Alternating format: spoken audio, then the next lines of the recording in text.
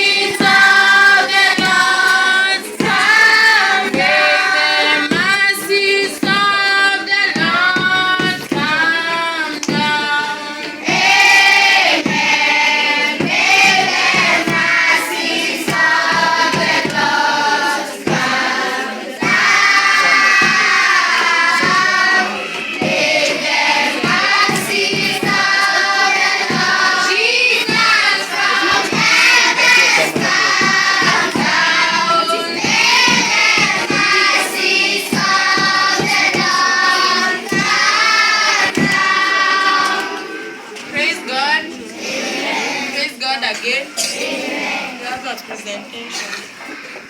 Any other learner, can you put your hands like this and you do order? Repeat right side.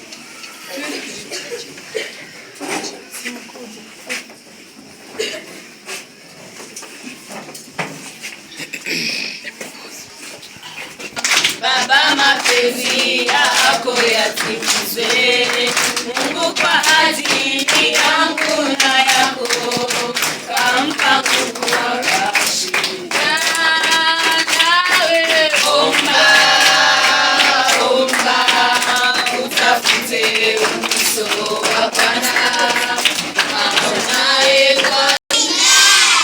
Our verse comes from the book of 2 Thessalonians chapter 3 verse 10 to 13. And it says, "While we were with you, we used to say to you, whoever refuses to work is not allowed to eat. We say this because we hear that there are some people among you who live lazy lives and who do nothing except meddling other people's business. Is it right? Yes. You should not mind other people's business. Now, this is how you should compare yourself. Are you lazy? Michelle, are you lazy? No. You should not be lazy. In the name of the Lord Jesus Christ, we command these people and warn them to lead orderly lives and work to earn their own living.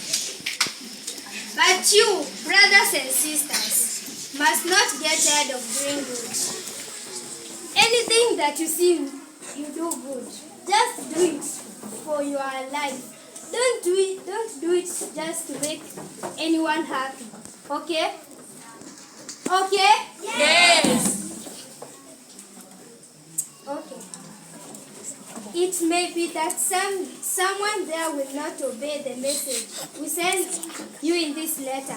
If so, take note of that person and have nothing to do with him or her, so that they will be ashamed. But do not treat them an enemy. Instead, warn them as a fellow believer. Praise Jesus. Amen. Thank you.